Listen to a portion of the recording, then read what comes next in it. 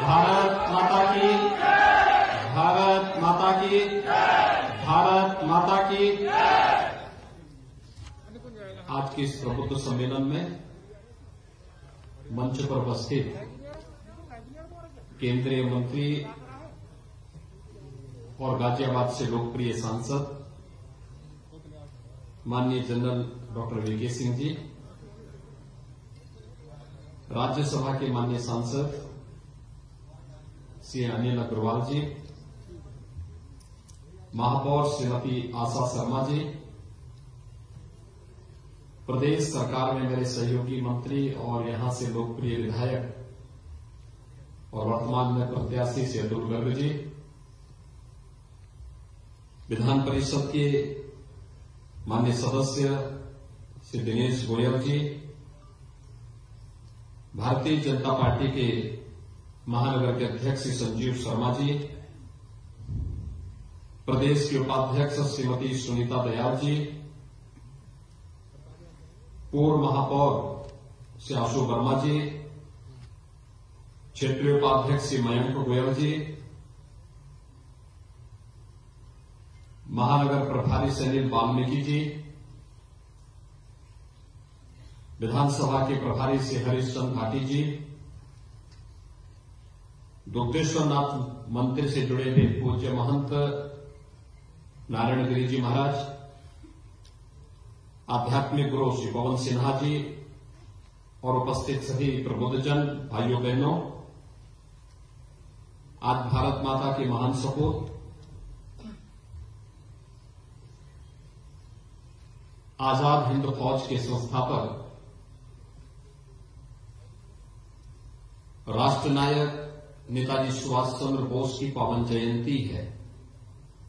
मैं आप सभी को इस अवसर पर हृदय से बधाई देता हूं और नेताजी सुभाष चंद्र बोस के द्वारा भारत की स्वाधीनता में किए गए योगदान का स्मरण करते हुए मैं कोटि कोटि नमन भी करता हूं।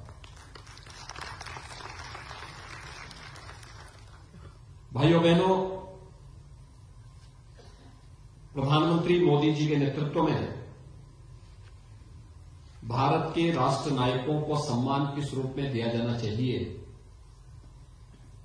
दिल्ली में इंडिया गेट के पास वार मेमोरियल इस बात को सदैव हमें एक नई प्रेरणा प्रदान करता है भारत के अपने बहादुर सैनिकों के प्रति, जिन्होंने किसी भी युद्ध में, युद्ध के समय या शांति काल में देश की सीमाओं की रक्षा करते हुए अपना बलिदान दिया। उन सभी सैनिकों के नाम उस पट्टिका में अंकित करते हुए आज मुझे लगता है हर भारतीय को अपने सैनिकों पर गौरव की अनुभूति करनी चाहिए, उनके शौर्य पराक्रम के प्रति सम्मान का भाव व्यक्त करना चाहिए। और आप तो गाजियाबाद वाले वैसे भी सौभाग्यशाली हैं कि यहां पर तो भारतीय सेना के जनरल स्वयं लोकसभा में आपका प्रतिनिधित्व करते हैं और आप यहां का विकास भी कर रहे हैं। भाइयों बहनों, उन सभी महापुरुषों के प्रति सम्मान का भाव व्यक्त करने की दृष्टि से आपने देखा होगा 26 नवंबर की तिथि, 26 जनवरी 1950 को भारत ने अपना संविधान अंगीकार किया था। 26 नवंबर 1949 को भारत का संविधान बनकर के पूरा हुआ था और उस संविधान सभा ने उस प्रारूप को संविधान सभा को सौंप करके भारत 26 नवंबर की तिथि संविधान दिवस के रूप में मनाए। ये प्रधानमंत्री मोदी जी की प्रेरणा है। हम केवल अधिकारों की बात न करें बल्कि कर्तव्यों की बात भी करें, यह प्रेरणा भी प्रधानमंत्री मोदी जी की। बाबा साहब भीमराव अंबेडकर से जुड़े हुए पवित्र 5 स्थलों को पंचतीर्थ के रूप में विकसित किया जाना चाहिए और उसे पंचतीर्थ नाम दिया जाना चाहिए, यह प्रेरणा भी प्रधानमंत्री मोदी जी की ही थी। 31 अक्टूबर की तिथि राष्ट्रीय एकता दिवस के रूप में मनाया जाना चाहिए। सरदार वल्लभ भाई पटेल, लौह पुरुष सरदार वल्लभ भाई पटेल, जिन्होंने 563 रियासतों को एकजुट करके भारत गणराज्य को दुनिया के अंदर एक अजेय और दुनिया के सबसे बड़े लोकतंत्र के रूप में स्थापित करने के संकल्प के साथ आजाद भारत को आगे बढ़ाया था। 31 अक्टूबर उनकी पावन जयंती राष्ट्रीय एकता दिवस के रूप में हम सब मना सके, यह भी प्रेरणा प्रधानमंत्री मोदी जी की थी। और भाइयों बहनों, इंडिया गेट पर अमर जवान ज्योति के पास अब नेताजी सुभाष चंद्र बोस की भव्य प्रतिमा का स्थापना हुई, यह भी प्रधानमंत्री मोदी की संकल्प है। राष्ट्र नायकों के प्रति सम्मान का यह भाव, यही तो भारतीय जनता पार्टी की सोच है। हमने जो कहा सो करके दिखाया।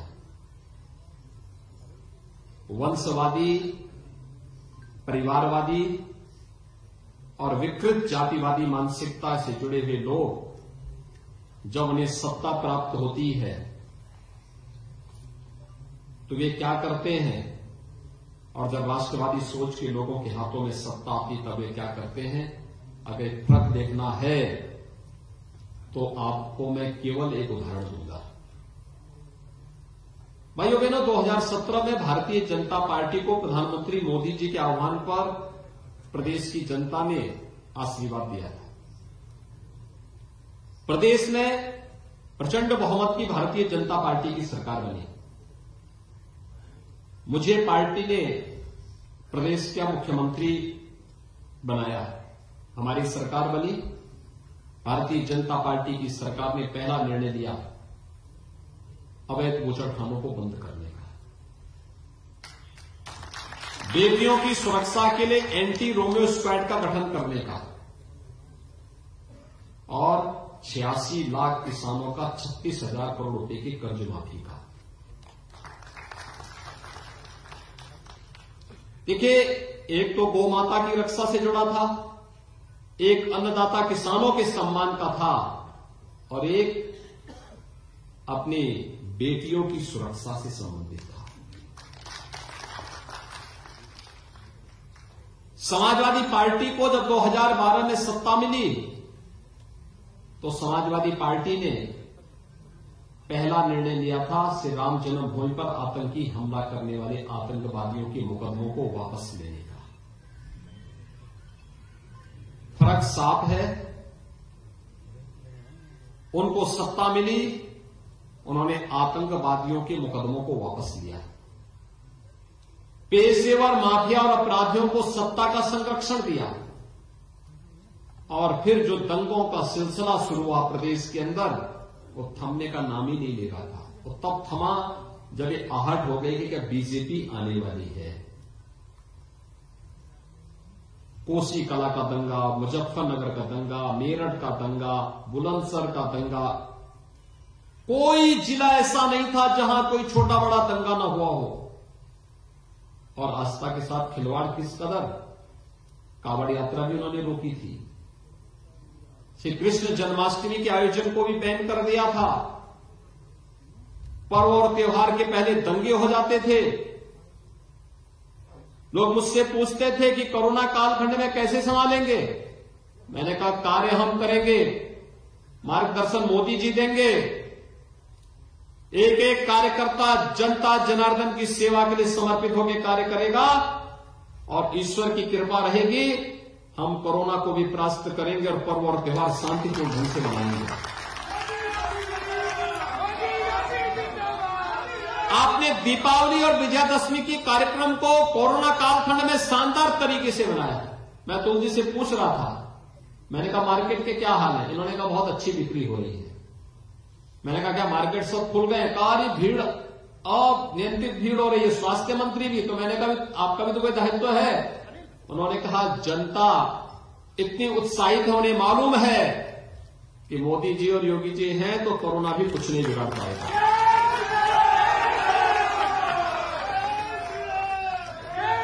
भाइयों बहनों, उनके समय में, समाजवादी पार्टी की सरकार के समय में, बहुजन समाजवादी पार्टी की समय में कोरोना नहीं था, लेकिन कर्फ्यू जरूर लग जाता था। हमारे समय में कोरोना है लेकिन कर्फ्यू नहीं लगता है, जनजीवन सामान्य है। थर्ड वेव चल रही है ना दुनिया में। अमेरिका में लॉकडाउन है, यूरोप में लॉकडाउन है, चीन में लॉकडाउन है, लेकिन यहां पे हमने किसी चीज को नहीं रोका। रात्रि का कर्फ्यू थोड़ा लगाया है, लेकिन दिन में किसी के आवागमन को नहीं रोका है।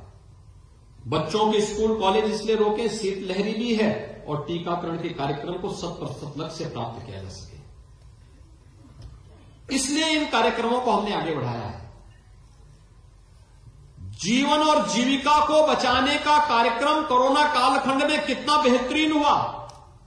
160 करोड़ लोगों को कोरोना को डोज भारत ने दे दिया है और भारत में प्रधानमंत्री मोदी जी के मार्गदर्शन में बना हुआ कोविड टीका दुनिया का सबसे प्रभावी टीकों में से है।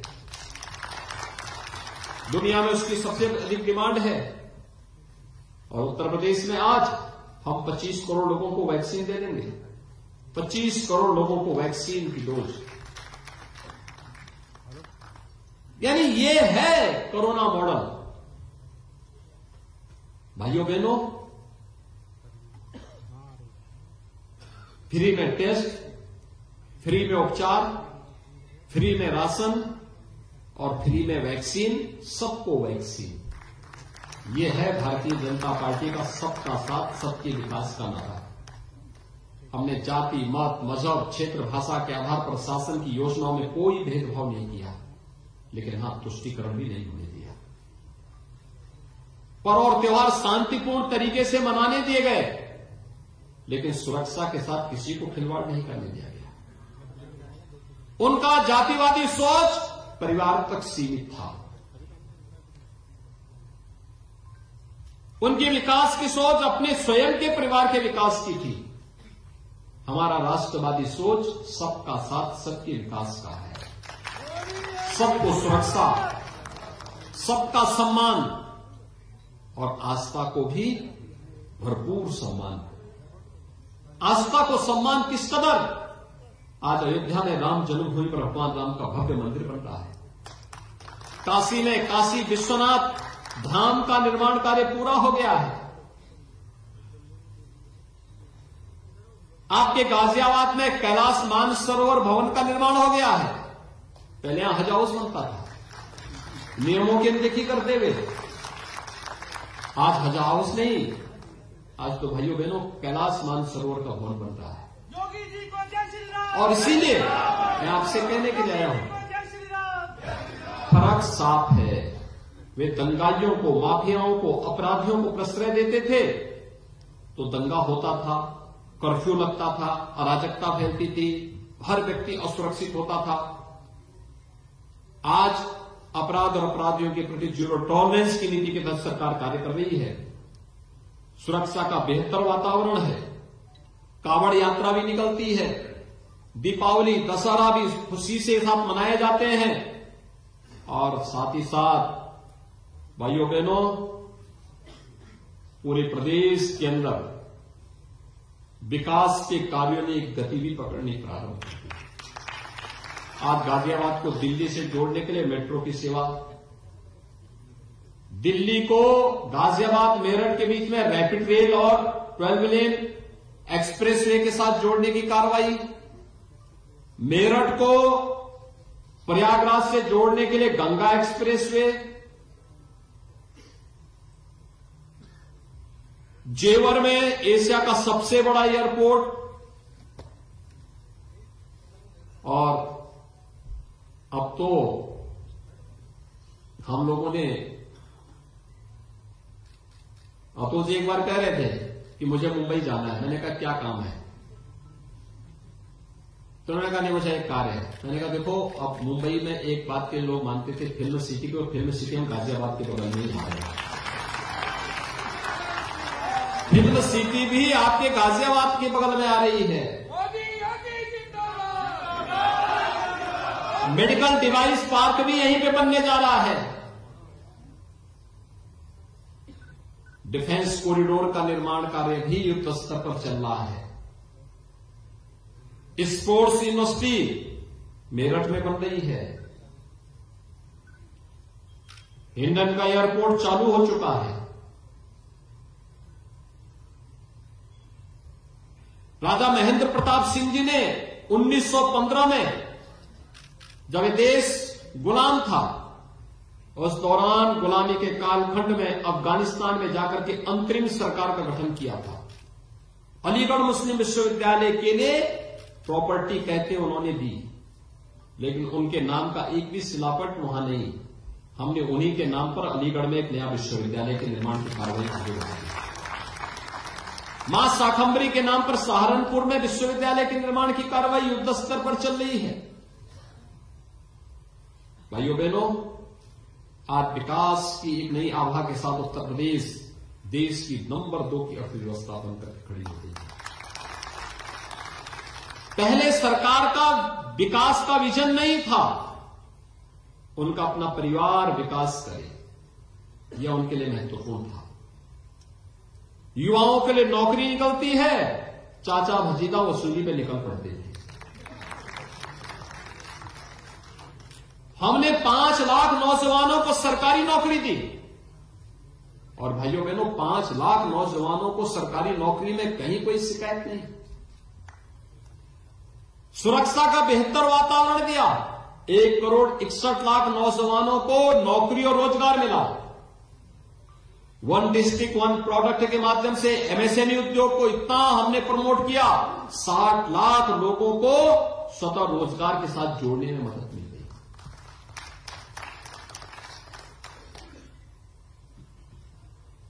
हर एक क्षेत्र में प्रगति की है उत्तर प्रदेश ने 5 वर्षों में। फर्क साफ है, पहले दंगे होते थे, आज शांति और सौहार्द का माहौल है। पहले कर्फ्यू से जनजीवन अस्त व्यस्त होता था, आज इस सदी की सबसे बड़ी महामारी भी हमारा बाल बांका नहीं कर पा रही है। सब जीवन अनवरत चल रहा है, यही जीवन है। चरेवेति का भाव ही तो जीवन है, और ये चल रहा है। कोरोना होगा, अमेरिका का नुकसान पहुंचाएगा, हम उसके गाइडलाइन का पालन करेंगे, लेकिन कोरोना हमारा बाल बांका नहीं कर पाएगा। भाइयों बहनों, ये सोच पहले भी हो सकती थी। उनकी सोच विघटनवादी थी, उनकी सोच तोड़ने वाली थी, उनकी सोच विनाश करने वाली थी। हमारी सोच विकास की है, राष्ट्रवाद की है, सबको साथ लेकर के चलने की है, और ये सोच टिकट वितरण की सूची में भी देखने को मिल रहा होगा। आप एक बार सभी दलों की प्रत्याशियों की सूची देख लीजिए, पहली 2 सूची जो निकली होगी उसको देख लीजिए, पता लग जाएगा ये लोग प्रदेश के बारे में इनका विजन क्या है, इनका एजेंडा क्या है। हमारी सोच उत्तर प्रदेश को देश की नंबर 1 की अर्थव्यवस्था बनाने के लिए है, जिससे उत्तर प्रदेश की 25 करोड़ जनता के चेहरे पर खुशहाली लाई जा सके। उनकी सोच स्वयं के विकास की है, और इसके लिए वे लोग दंगों की आग में प्रदेश को झोंकना चाहते हैं। केराना में हिंदू व्यापारियों को पलायन करने के लिए मजबूर करने वाले व्यक्ति को टिकट देते हैं। मुजफ्फरनगर के दंगाइयों को, बुलंदशहर के दंगाइयों को, मेरठ के उपद्रवियों को वे लोग टिकट देते हैं। तालिबान का समर्थन करने वाले लोगों को मुरादाबाद में टिकट देते हैं, अमरोहा और संभल में प्रत्याशी बनाते हैं।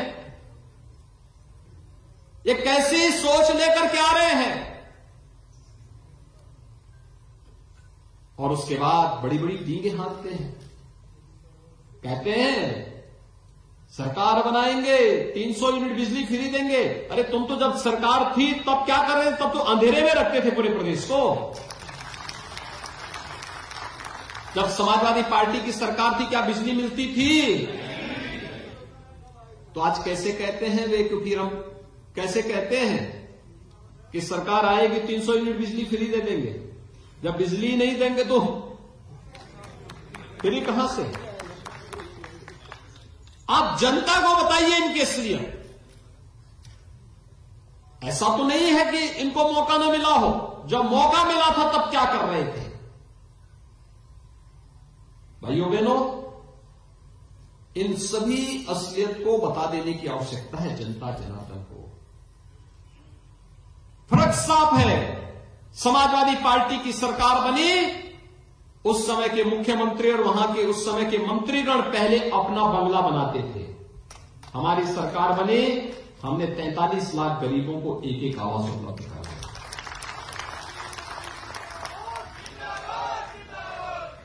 प्रधानमंत्री मोदी जी ने स्वच्छ भारत मिशन लागू किया। समाजवादी पार्टी की सरकार थी, उसने प्रदेश में लागू नहीं होने दिया। हमारी सरकार बनी, 2,61,00,000 गरीबों के लिए एक एक शौचालय बनाने का काम किया गया। वे अंधेरे में रहने के व्यस्त थे। हमने 1,21,000 मजरों तक बिजली पहुंचा करके 1,43,00,000 गरीबों को फ्री में बिजली भी उपलब्ध करवाई। 1,56,00,000 गरीबों को फ्री में रसोई गैस के कनेक्शन भी दिए। 1 करोड़ वृद्धजनों को, विधवा महिलाओं को, दिव्यांगजनों को 1,000 रुपए हर महीने पेंशन की सुविधा भी उपलब्ध करवा रहे हैं, यानी 12,000 रुपए सालाना। 2,54,00,000 लोगों को 6,000 रुपए सालाना प्रधानमंत्री किसान सम्मान निधि का लाभ भी दे रहे हैं। 15 करोड़ गरीबों को फ्री में राशन भी दे रहे हैं। हमने तो जो कहा सो करके दिखाया। हमने जितना कहा था उतना भारतीय जनता पार्टी ने किया। भारतीय जनता पार्टी की सरकार ने कहा, जो कहा सो करके दिखाया। भाइयों बहनों, कोरोना कालखंड में आपने देखा होगा, सपा गायब थी, बसपा का कहीं अता पता नहीं था, कांग्रेस के भाई बहन भी नदारद थे। केंद्र सरकार देश की चिंता कर रही थी, प्रदेश सरकार प्रदेश की चिंता कर रही थी, और भारतीय जनता पार्टी का कार्यकर्ता सेवा ही संगठन है मंत्र मान करके एक एक व्यक्ति के जीवन और जीविका को बचाने के लिए जद्दोजहद कर रहा है। जब संकट का साथी भारतीय जनता पार्टी है, तो वोट लेने का अधिकारी भी तो भारतीय जनता पार्टी ही होगी। और भाइयों बहनों, मैं आप सबको यही आश्वस्त करने के लिए आया हूं। देखिए, हमारी सरकार को मौका मिला। उत्तर प्रदेश का बुंदेलखंड क्षेत्र सबसे ज्यादा सूखाग्रस्त माना जाता था। वहां ट्रेन में पानी पहुंचाया जाता था, ट्रेन की बोगियों में पानी जाता था। हमारी सरकार आई, ट्रेन चलाने की नौबत नहीं आई। आज हमने जल जीवन मिशन के अंतर्गत बुंदेलखंड के हर घर में पानी पहुंचाने की कार्रवाई संपन्न कर दी है। 7 जनपद हैं बुंदेलखंड में, जालौन, झांसी, ललितपुर, महोबा, हमीरपुर, बांदा और चित्रकूट। ये 7 जनपदों के हर घर में पाइपलाइन, पाइप से जल, जो कभी एक कल्पना थी, वह हमने पूरी कर दी। हर खेत को पानी मिल रहा है। वर्षों से लंबित योजना, हमने एक योजना पूरी की 18 में, बाण सागर परियोजना। कब बनी थी, कब प्रारंभ हुई थी मालूम है? स्वर्गीय मोरारजी देसाई जी ने उसका शिलान्यास किया। मोरारजी देसाई जी ने, और पूरी नहीं होती थी। हमने 1 साल में पूरी की, 2.5 लाख किसानों को सिंचाई की सुविधा दी। अभी प्रधानमंत्री मोदी जी से हमने सरयू नहर राष्ट्रीय परियोजना का लोकार्पण करवाया है। यह परियोजना कब बनी थी मालूम है? जब मेरा जन्म हुआ था 1972 में। उस समय इस योजना के लिए सरकार ने सहमति दी थी, और कभी पूरी नहीं हो पाई। इसमें बहराइच, गोंडा, श्रावस्ती, बलरामपुर, सिद्धार्थनगर, बस्ती, संत कबीरनगर, महाराजगंज, गोरखपुर, ये 9 जनपद सिंचाई की सुविधा प्राप्त कर रहे हैं। 16 लाख हेक्टेयर लैंड को पानी मिल रहा है। पूरी नहीं होती थी। 5 नदियों को हमने जोड़ा, घाघरा को सरयू से, सरयू को राप्ती से, राप्ती को बाणगंगा से, बाणगंगा को रोहिन से, और फिर आपस में नदियों को जोड़ करके सदैव अटल जी की सपने को साकार करते हुए 16 लाख हेक्टेयर लैंड को पानी की सुविधा उपलब्ध करवाई। अब सोचिए क्या कर रहे थे लोग। बुंदेलखंड में अर्जुन सहायक परियोजना, बंडई परियोजना जैसी एक दर्जन से अधिक परियोजनाओं को हमने पूरा किया। ये लोग कभी पूरा नहीं करते थे। विकास इनकी सोच में था ही नहीं। विकास का मतलब एक सिपाही परिवार के विकास से मान लिया जाता था। विकास का मतलब किसी एक परिवार के विकास से मान लिया जाता था। सत्ता का मतलब गरीबों का, व्यापारियों का, कमजोर लोगों का, संभ्रांत लोगों का शोषण, इनके लिए सत्ता इसके लिए थी। सत्ता हमारे लिए सेवा का एक माध्यम है और ये सेवा जनता जनार्दन की सेवा, प्रदेश की सेवा, देश की सेवा का एक माध्यम है। और इसीलिए भारतीय जनता पार्टी आवश्यक क्यों, इसीलिए आज मैं आपके बीच आया हूं आपसे कहने के लिए, क्योंकि आप प्रबुद्ध जन हैं, अपने समाज में पकड़ रखते हैं, अलग अलग तबके का प्रतिनिधित्व करते हैं। यहां पर आकर के इसलिए नहीं कि यहां पर महंत नरेंद्र गिरि जी आएंगे, मंच में बैठेंगे, इसलिए महंत नरेंद्र गिरि जी इसके बाद गाजियाबाद के सभी संतों को दुग्धेश्वरनाथ मंदिर में बुला करके उन्हें इस बारे में कहेंगे आप भी जाइए, घर घर जाकर के भाजपा की अलग जगाइए। यहां पे इसलिए बुलाया गया है, अलग व्यापार मंडल के अध्यक्ष, व्यापार मंडल के सभी पदाधिकारियों के साथ बैठ करके हर व्यापारी से अनुरोध करेंगे कि बड़ी रैली नहीं हो सकती, कोरोना कालखंड में भीड़ भाड़ के साथ हम प्रचार के लिए नहीं निकल सकते। एक एक व्यक्ति की छोटी छोटी मीटिंगें करके हर एक तबके को अपने अपने जाल फैलाना पड़ेगा और उस अभियान को आगे बढ़ाना पड़ेगा। और इसलिए भाइयों बहनों, मैं आप सबको यही कहने के लिए आया हूं, जल जीवन मिशन में हर घर तक नल पहुंचाना, पानी पहुंचाना, ये गाजियाबाद में भी होना है। सीवर लाइन हर एक जगह पहुंचानी है। नदियों को अविरल और निर्मल बनाना है। स्वच्छता के संपूर्ण लक्ष्य को प्राप्त करके प्रत्येक परिवार की बीमारी का खर्चा को न्यूनतम स्तर पर पहुंचा करके उसे फ्री में उपचार की सुविधा भी उपलब्ध करवा देनी है।